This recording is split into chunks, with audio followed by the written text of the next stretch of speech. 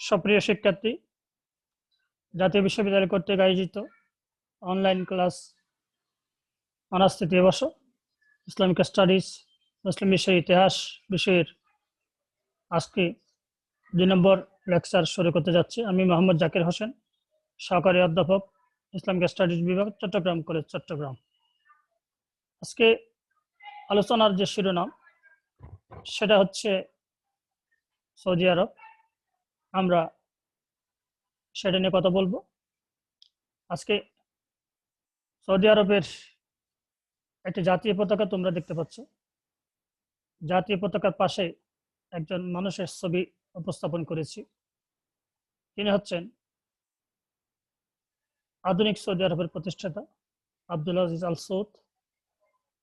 এবং সৌদি আরবের পতাকাটা হচ্ছে এমন একটি পতাকা যেটা কখনো অর্ধনমিত করা হয় না, কারণ এটাতে লা ইলাহা ইল্লাল্লাহু মুহাম্মাদুর রাসূলুল্লাহ কালিমাটি লেখা রয়েছে।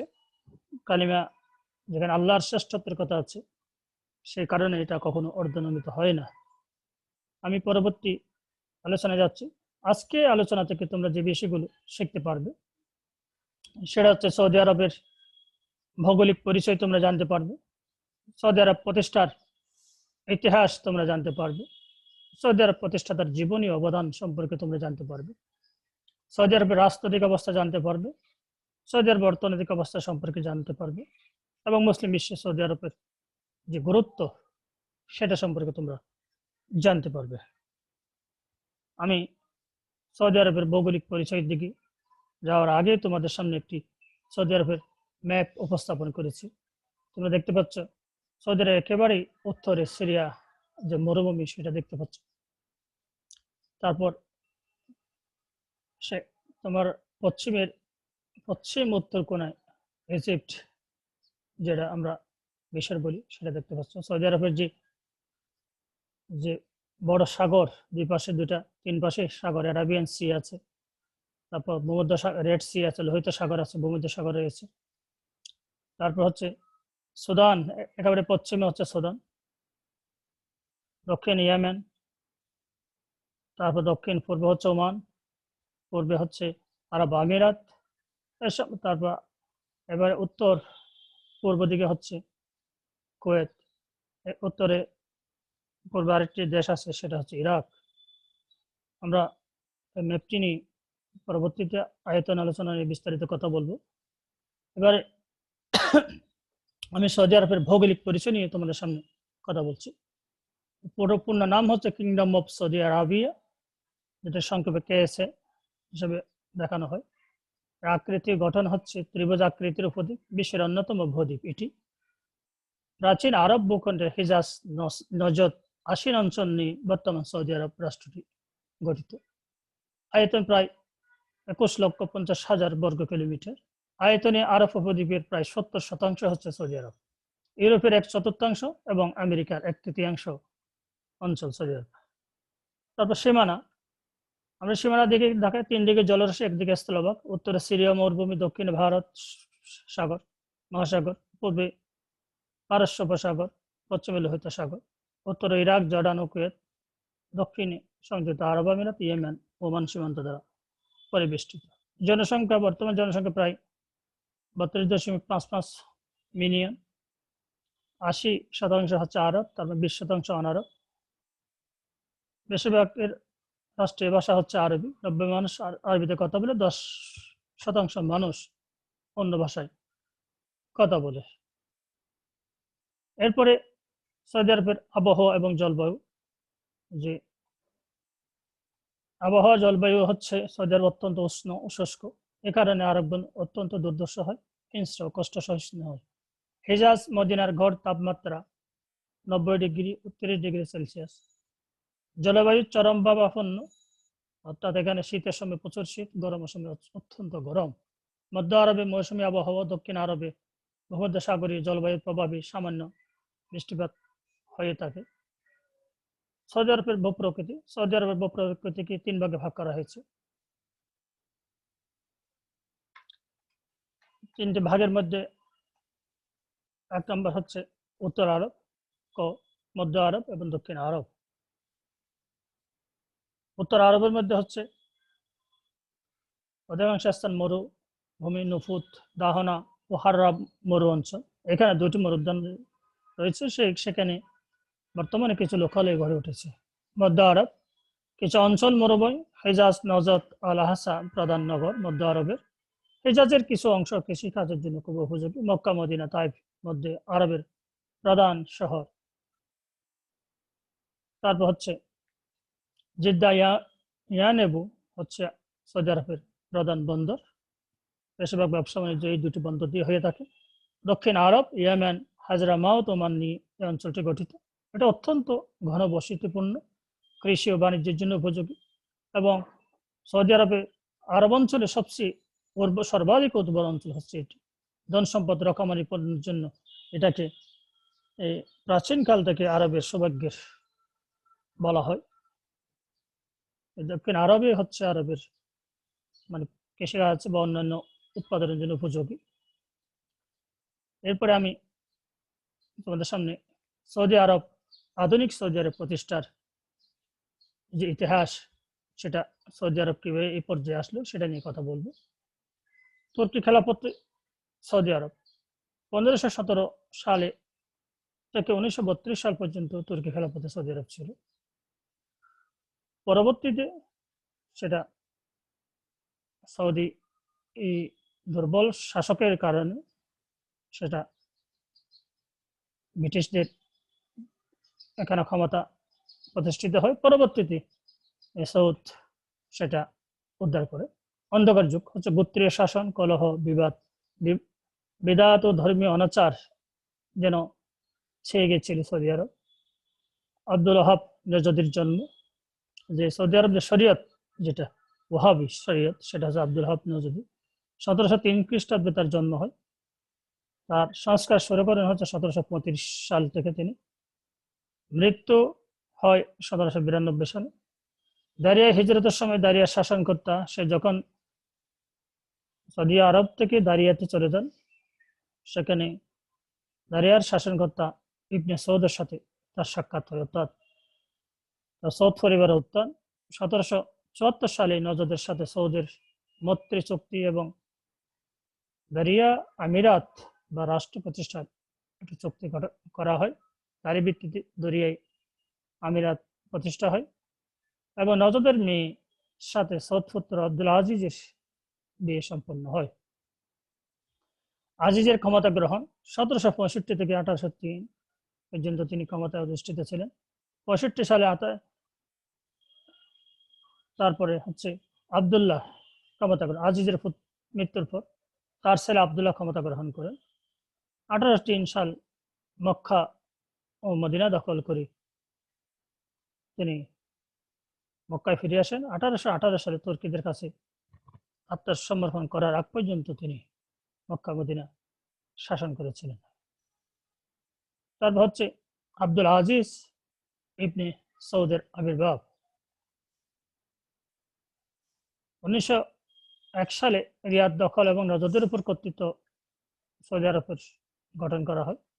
আরবকে একীভূত করার যে প্রচেষ্টা তার মনে ছিল, সেটা তিনি করেন। তুর্কি শাসক শরীফ হোসাইনের মক্কা কেন্দ্রিক সালতানাত প্রতিষ্ঠার সুযোগ ব্রিটিশ প্রভাবমুক্ত আরবকে ঐক্যবদ্ধ করার প্রচেষ্টা চালান তিনি।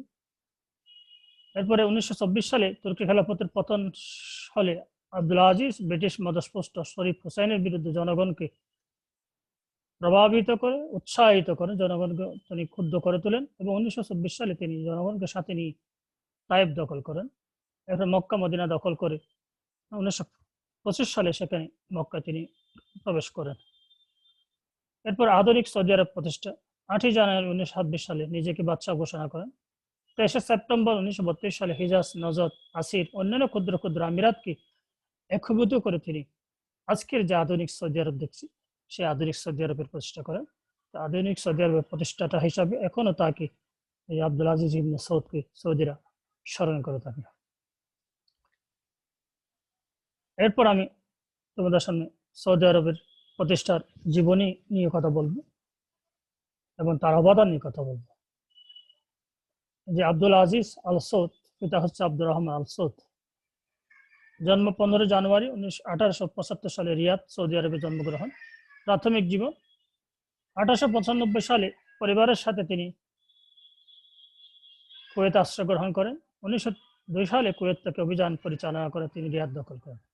ঐক্যবদ্ধ সৌদি আরব 1926 সালে তিনি ঐক্যবদ্ধ সৌদি আরব 23 সেপ্টেম্বর ঐক্যবদ্ধ সৌদি আরব বিভিন্ন আমিরাতকে একত্রিত করে ঐক্যবদ্ধ সৌদি আরব প্রতিষ্ঠা করেন। মৃত্যু হয় 9 নভেম্বর 1953 সালে আব্দুল আজিজ আল সৌদ মৃত্যুবরণ করেন। তার মৃত্যুর সাথে সাথে সৌদি আরবে জনের শোকের ছায়া নেমে আসে। তারা হারালো একজন সংস্কারক, হারালো একজন বিজয়ী রাজাকে হারালো একজন মানুষের সাথে যার সবচেয়ে ভালো ব্যবহার ছিল, এরকম একজন বাদশাকে তারা হারালো। এরপরে আমরা তার সংস্কার নিয়ে কথা বলবো। সংস্কারগুলোর মধ্যে একদম পবিত্র স্থানসমূহের সংস্কার, কাবা শরীফ, মসজিদ নববীর সংস্কার সম্প্রসারণ তার হাতে হয়েছিল এবং মক্কা মদিনার মধ্যে তিনি একটা সড়ক স্থাপন করে যোগাযোগ ব্যবস্থার ক্ষেত্রে বিশাল অবদান রেখেছিলেন। সে সড়কটি এখন আরো সম্প্রসারিত হয়ে মানুষের অনেক উপকারে আসছে, অর্থাৎ সহজে মানুষ মক্কা থেকে মদিনায় যোগাযোগ করতে পারছে। সমাজ সংস্কার, বিশৃঙ্খলা ও অরাজকতাপূর্ণ আরবে তিনি সর্বপ্রথম শান্তি শৃঙ্খলা বিধান করেন। চোরের জন্য হাত কর্তন, হত্যার জন্য হত্যা প্রভৃতি কঠোর শরীয়ত আইন ফলে দেশে শান্তি শৃঙ্খলা ফিরে আসে। সেখানে ডাকাতির জন্য শাস্তি ছিল, জেনার শাস্তি আছে। এভাবে আবার মিথ্যা সাক্ষ্যের জন্য শাস্তির ব্যবস্থা রয়েছে। এখানে ভাবি শরীয়ত অত্যন্ত কঠোরভাবে এগুলো কার্যকর করা হয়। শাসন সংস্কারগুলো বা শাহ আজিজের শাসন সংস্কারগুলোর মধ্যে অন্যতম উল্লেখযোগ্য হচ্ছে জনকল্যাণ অর্থে রাজতন্ত্র প্রতিষ্ঠা করা। যে রাজতন্ত্র প্রতিষ্ঠার ক্ষেত্রে তিনি জনকল্যাণ শব্দটা ব্যবহার করেছেন, সেই জনকল্যাণ অর্থে তিনি রাজতন্ত্র প্রতিষ্ঠা করেন। এরপর হচ্ছে 1926 সালে ঘোষণা করেন যে সৌদি সকল রাষ্ট্রের সকল আইন কানুন আল কোরআন, মহানবী সাল্লাল্লাহু আলাইহি ওয়াসাল্লাম সুন্নাহ এবং তার সাহাবী এবং সাহাবীদের অনুসারীদের আচরণের সাথে সামঞ্জস্যপূর্ণ হতো, অর্থাৎ ইসলামী শরিয়া হবে সৌদি আরব পরিচালনার মূল ভিত্তি। এরপর হচ্ছে জনকল্যাণার্থে রাজতন্ত্র প্রতিষ্ঠা করা। তিনি রাজতন্ত্র প্রতিষ্ঠা করেন মানুষের সুবিধার জন্য। তিনি মনে করেন যে নিজেই থেকে যদি সরাসরি মানুষের সুবিধা করা যায় তাহলে সেটা তাদের উপকার আসবে। মজলিস শুরা গঠন, পারস্পরিক আলোচনার ভিত্তিতে পরামর্শ দান সহযোগের জন্য তিনি 13 সদস্যের একটি কার্যনির্বাহী পরিষদ গঠন করেন। শাহজাদা সৌদ এবং ফয়সালের উপর রাষ্ট্রীয় গুরুত্বপূর্ণ দায়িত্ব অর্পণ করেন। ফয়সালকে অর্থ এবং পররাষ্ট্র মন্ত্রণালয়ের দায়িত্ব দেওয়া হয়েছিল এবং দক্ষতার সাথে সে দায়িত্ব পরিচালনা করে জনগণের জনপ্রিয়তা অর্জন করেছিলেন। এরপর হচ্ছে আমি শিক্ষা সংস্কার নিয়ে কথা বলছি। শিক্ষা সংস্কার বালক বালিকাদের জন্য পাশ্চাত্য ইসলামী শিক্ষার আদলে বালক বালিকাদের জন্য আলাদা প্রাথমিক এবং উচ্চ বিদ্যালয়ে প্রতিষ্ঠার পাশাপাশি কারিগরি, বাণিজ্য, প্রযুক্তি ও চিকিৎসা বিজ্ঞান সম্পর্কিত বহু প্রতিষ্ঠান তিনি স্থাপন করে গেছেন। অর্থনীতি সংস্কারের মধ্যে অর্থ সংস্কারগুলো হচ্ছে তেল উত্তোলন। 1930 সালে তিনি তেল অনুসন্ধানের কাজ শুরু করে দিয়েছিলেন এবং তার রেজাল্ট পান 1946 সালে তেল উত্তোলন করার মাধ্যমে। আজকে সৌদি আরবের 1 নম্বর অর্থনীতি হচ্ছে তেল। তেলের উপর নির্ভর করে সৌদি আরব আজকে বিশ্ব বাণিজ্যে শরিক হচ্ছে। এরপর হচ্ছে যে বিষয়টা গুরুত্বপূর্ণ সেটা হচ্ছে যাতায়াত ও পরিবহন ব্যবস্থার উন্নয়ন। সৌদি আরবে যাতায়াত ও পরিবহন ব্যবস্থা যে আজকে অগ্রগতি, এটা যদি ইতিহাস দেখি তাহলে অবশ্যই আব্দুল আজিজ ইবনে সৌদের কথা আসবে।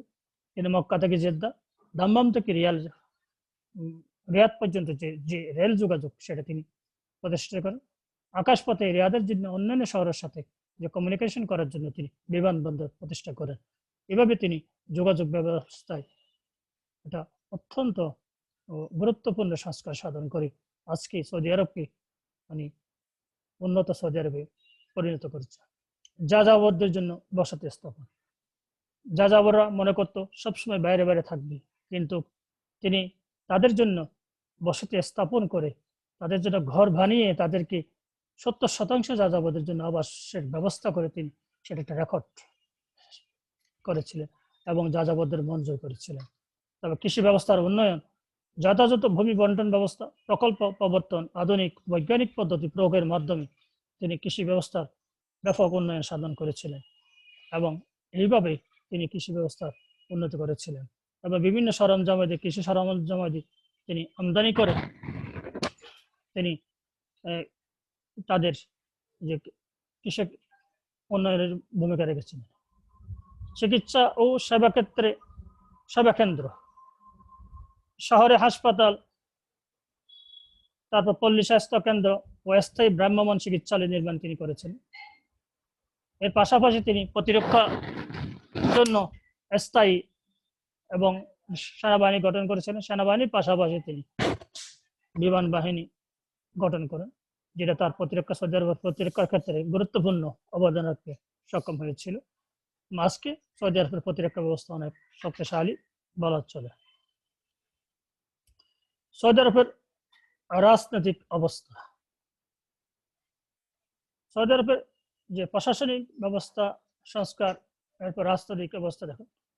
সৌদি আরব বর্তমান যে প্রশাসনিক ব্যবস্থার যে বিবর্তন, সৌদি আরব রাষ্ট্র প্রশাসনের কেন্দ্রবিন্দু হলো যে বাদশাহ। রাজ্যে আইন শৃঙ্খলা নিরাপত্তা বিধান, বিভিন্ন বিধান, নাগরিক সুখ স্বাচ্ছন্দ্য নিশ্চিত করা, এটা হচ্ছে রাষ্ট্রের যে প্রধান তার কাজ। তিনি কাজকে 3 ভাগে ভাগ করে দায়িত্বগুলো পরিচালনা করেছিলেন। তার যে তিনি ভাগ করে, একটা যে শায়েকদের শায়েক, সেটি সৌদি আরবের বাদশাহ, তিনি রাজা, তিনি শায়েকদের শায়েক। তারপর হচ্ছে মুমিনদের নেতা, যেহেতু সৌদি আরব মক্কা মদিনা রয়েছে, সৌদি আরবের যিনি নেতা হবেন তিনি অবশ্যই মুসলিম জাহানের নেতা হবেন এবং তাকে এভাবে মূল্যায়ন করা হয়। তাই তাকে ইমানদার মুমিনদের মুসলমানদের নেতা হিসেবে আখ্যায়িত করা হয়। বাদশাহ, তিনি জনগণের বাদশাহ, পাশাপাশি তিনি খলিফা হিসাবেও যে জনগণের যে দায়িত্ব পালন মুসলিম বিশ্বের বাদশাহ হিসেবে স্বীকৃত। তো এই ক্ষমতাগুলো নিয়ে সে সৌদি যে বাদশাহ, তিনি জনগণের যে গুরুত্বপূর্ণ দায়িত্ব কর্তব্য তিনি যথাযথভাবে পালন করে আসছে।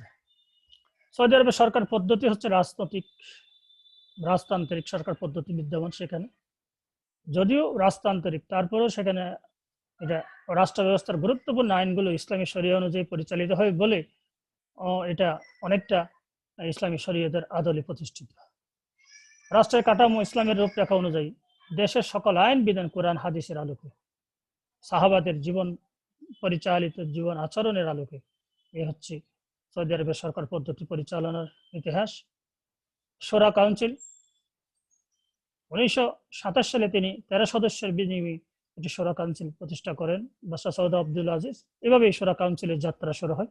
মজলিস শোরা সৌদি আরবের এখন অন্যতম গুরুত্বপূর্ণ ভিত্তি, যেটাকে আমরা সংসদ বলি, সেটাকে তারা শোরা হিসেবে আখ্যায়িত করা হয়।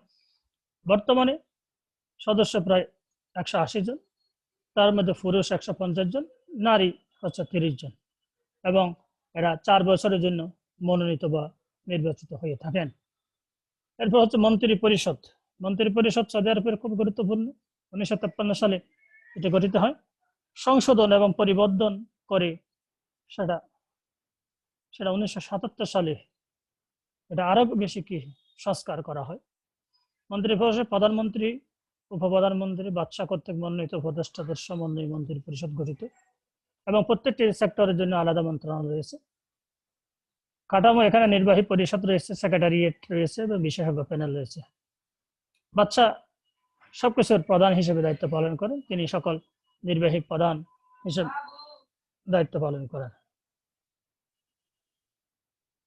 এরপরে আমরা সৌদি বর্তমান যে বাদশাহ হচ্ছে যে সালমান বিন আব্দুল আজিজ আল সৌদ বর্তমান বাদশাহ। যদিও সালমান বাদশাহ, কিন্তু তার ছেলে মোহাম্মদ বিন সালমানই সবকিছুর ক্রীড়ানকের ভূমিকা পালন করছে। রাজবংশ ছাড়া অন্যদের জন্য রাজনীতি নিষিদ্ধ করা হয়। এখানে শুধু রাজবংশই হচ্ছে রাজনীতির অধিকার রাখে, অন্যরা রাজনীতি বন্ধ। প্রাদেশিক ও আঞ্চলিক প্রশাসন, এখানে আঞ্চলিক সুবিধার্থে 4টি প্রদেশকে বিভক্ত করা হয়েছে। এটা পূর্বাঞ্চলীয় প্রদেশ, তারপর নজদ, হিজাজ ও আসির প্রদেশ। এগুলোকে আবার 13টি আমিরাতে বা ক্ষুদ্র ক্ষুদ্র প্রশাসনিক এলাকায় বিভক্ত করা হয়েছে। এবং প্রত্যেকটি আমিরাতের জন্য এক একজন প্রধান রয়েছে। তারা প্রায় গোত্র প্রধান এবং তাদের মর্যাদা একজন মন্ত্রীর সমমর্যাদা। স্বরাষ্ট্র মন্ত্রণালয় কর্তৃক তাদেরকে নিয়োগ দেওয়া হয় এবং প্রত্যেকের মেয়াদ হচ্ছে 4 বছর। আমি কয়েকটি গুরুত্বপূর্ণ আমিরাত এর নাম বলছি: মক্কা, মদিনা, কাছিম, নজদ, তাবুক, আসির ইত্যাদি। এবার বিচার বিভাগ। সৌদি আরবের বিচার বিভাগ অত্যন্ত সক্রিয় বিচার বিভাগ। এখানে শরীয়ত অনুসারে বিচার পরিচালনা করা হয়। সেখানে যিনি প্রধান বিচারপতি তিনি হচ্ছে তাকে কাজী নামে পরিচিত। শহরে বা গ্রামাঞ্চলে যারা হচ্ছে বিভিন্ন গোত্র প্রধান বা আমির শেখ যারা, তারা বিচার কার্যগুলো পরিচালনা করে থাকেন। বিধান ও শাস্তি। বিচার কার্য হাম্বলি বিধান মোতাবেক পরিচালিত হয়। এই যে এজা আব্দুল ওয়াহাব, যে সেখান থেকে এটা হাম্বলি বিধান হিসেবে পরিচালিত হচ্ছে। শাস্তি: হত্যার বিনিময়ে শাস্তি হলে হত্যা, জেনার বিনিময়ে শাস্তি, হদের ব্যবস্থা আছে এখানে চুরির বিনিময়ে, হাত কর্তন, ডাকাতির বিনিময়ে শাস্তির বিধান আছে, কঠোর শাস্তি। আবার ক্ষতিপূরণ ব্যবস্থাও রয়েছে। ক্ষতিপূরণ ব্যবস্থা হলো স্বাস্থ্যের ভিত্তিক ক্ষতিপূরণ, দাবি, পরিমাণ ও দোষের ধরন, আহত বা নিহত ব্যক্তির সামাজিক পরিচয়ের উপর এটা মূল্য নির্ধারণ করা হয়। আবার অনেক সময় শাস্তি চূড়ান্ত হওয়ার পরেও যদি হত্যাকারী যিনি নিহত হয়েছেন তার আত্মীয় স্বজন যদি মনে করেন হত্যাকারীকে তিনি কিছু বিনিময়ে ক্ষমা করে দিবেন অথবা নিঃশর্ত ক্ষমা করে দিবেন, তাহলে যদি ক্ষমার ব্যবস্থা রয়েছে, যদি এরকম করা হয়, তাহলে সেক্ষেত্রে তার ফাঁসি রায় হলেও অথবা হত্যার রায় হলেও সেটা কার্যকর হয় না, তাকে মুক্তি করে দেওয়া হয়।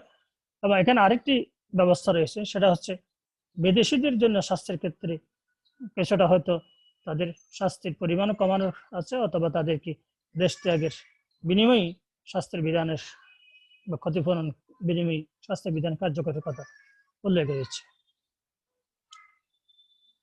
এখানে অর্থনৈতিক অবস্থার মধ্যে যে আরো গুরুত্বপূর্ণ যে বিষয়গুলো হচ্ছে সৌদি আরবের শিল্প ব্যবস্থা।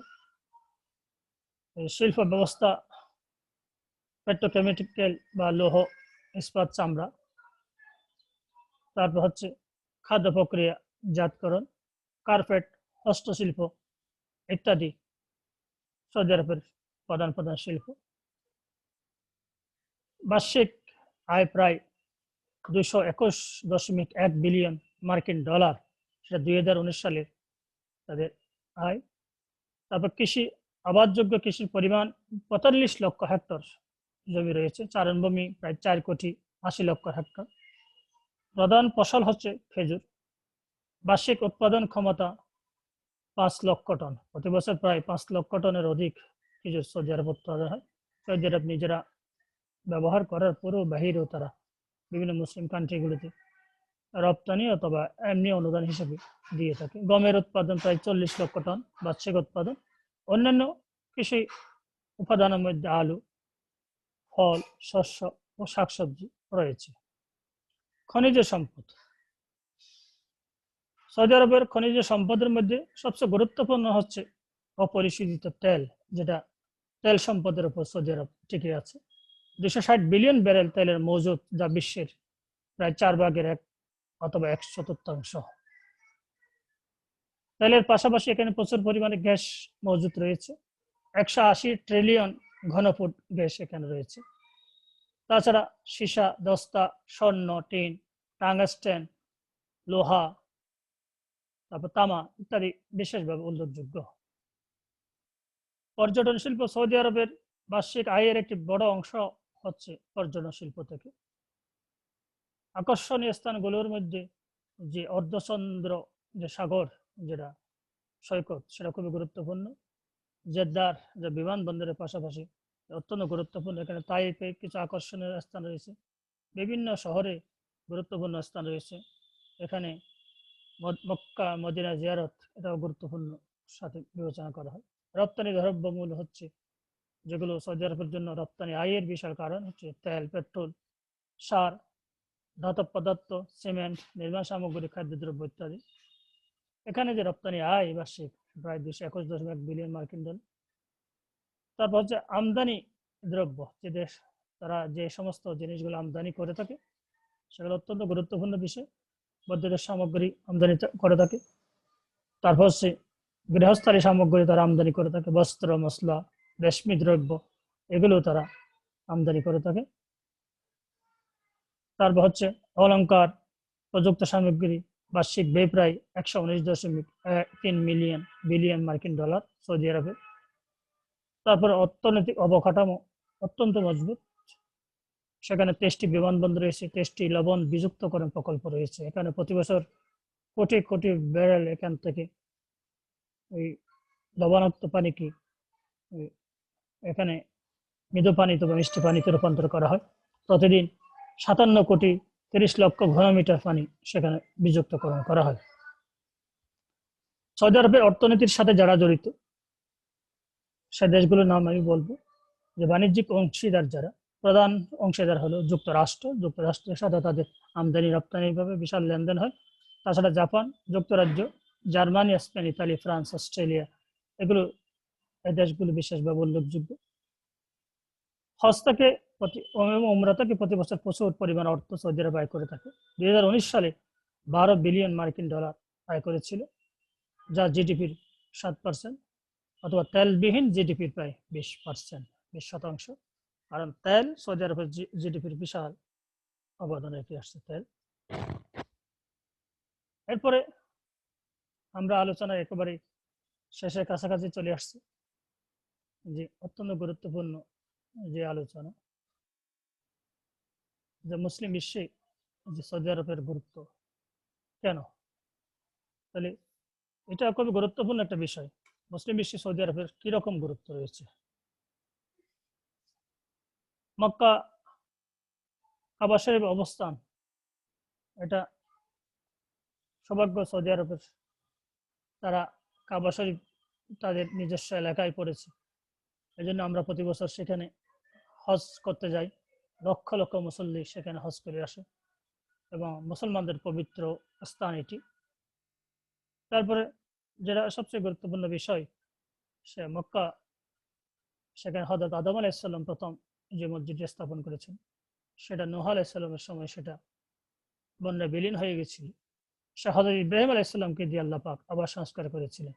পরবর্তী নানা জনে সংস্কার করে আজকের মক্কা আকৃতি অনেক বিস্তার লাভ করেছে। অনেক মানুষ সেখানে নামাজ আদায় করছে, মক্কা তাওয়াফের সুযোগ পাচ্ছে এবং এটা মুসলমানদের জন্য অত্যন্ত গুরুত্বপূর্ণ, মুসলমানদের কাবা হিসেবে পরিচিত।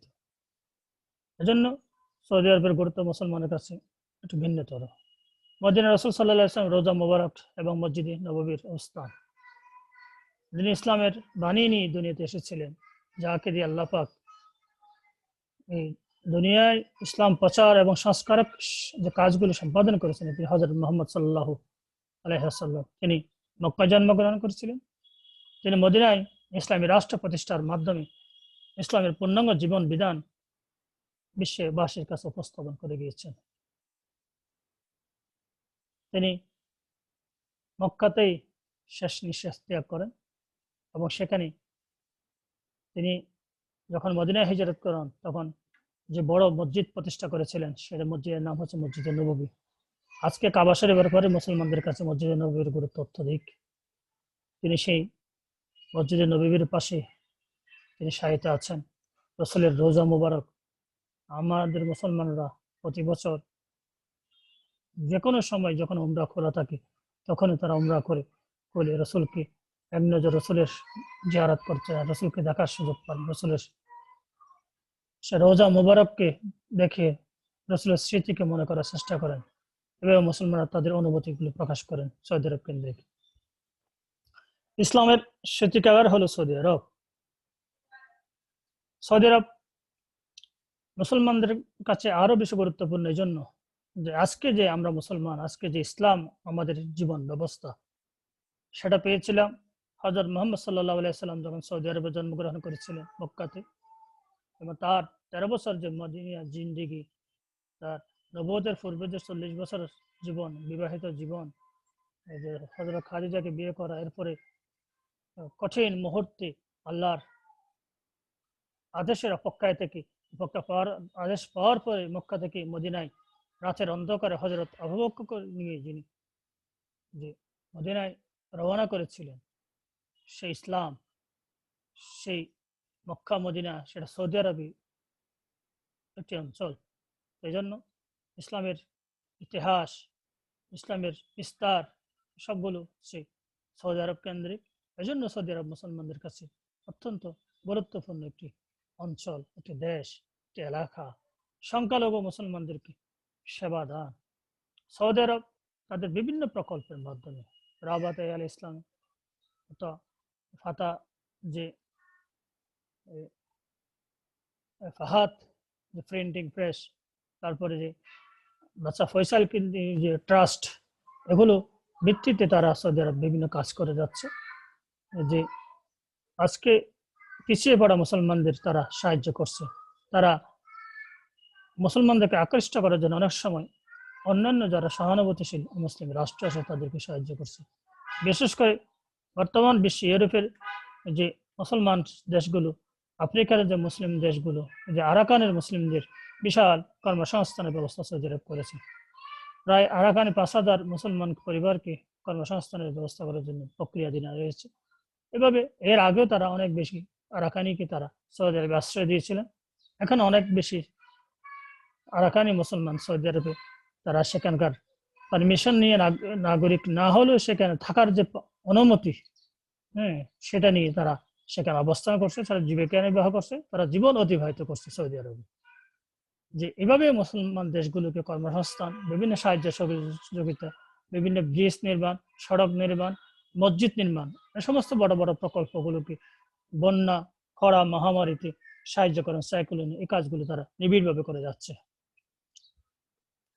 মুসলিম বিশ্বে মসজিদ ইসলামী কেন্দ্র নির্মাণ, বিশ্বে মসজিদ ইসলামী সেবা কেন্দ্র নির্মাণের কাজ সৌদি আরব সুচারুভাবে সম্পাদন করছে। বিশ্বের প্রায় 1,500টি মসজিদ এবং 2,210টি ইসলামী কেন্দ্র নির্মাণ করেছে সৌদি আরব।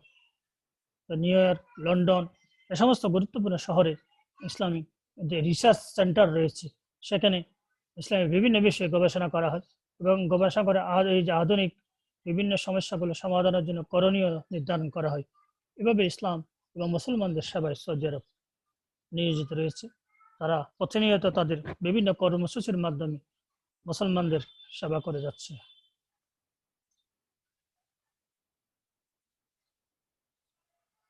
তাছাড়া বিশ্বে বিভিন্ন সংস্থা ও সংগঠন প্রতিষ্ঠার ক্ষেত্রে সৌদি আরব গুরুত্বপূর্ণ ভূমিকা পালন করছে। এই যে ওআইসি প্রতিষ্ঠা, এটা সৌদি আরবের বিশাল ভূমিকা রয়েছে।